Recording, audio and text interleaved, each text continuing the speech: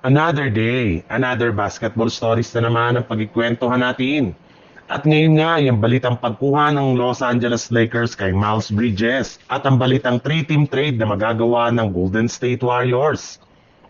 Sa pagkatalo nga ng Los Angeles Lakers kahapon laban sa San Antonio Spurs, ay pumayag na nga ang kanilang team sa ideya na tuluyang paggawa na ng trade sa lalong madaling panahon.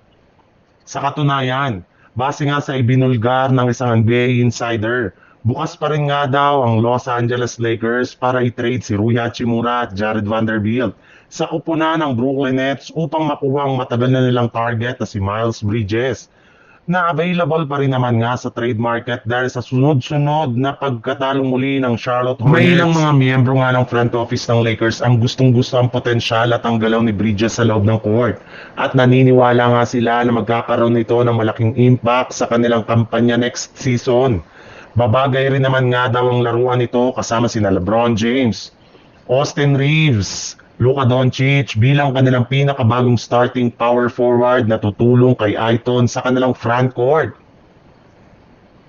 Sa ibang balita naman, nangyayari na naman nga po ngayong season ang pinakakinakatakutan ni Jonathan Kuminga sa Golden State Warriors dahil matapos ang ilang game na paglalaro nito bilang starter sa umpisa ng season, ay tinanggal na nga siya ni Coach Steve Kerr sa kanilang kasalukuyang rotation.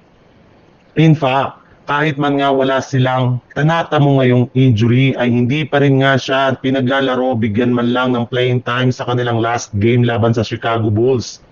At inaasahan nga na magbabalik ni Stephen Curry sa kanilang lineup. Sa susunod nilang laban ay inaasahan nga na hindi na naman siya makakapaglaro at makakasama sa kanilang magiging starter.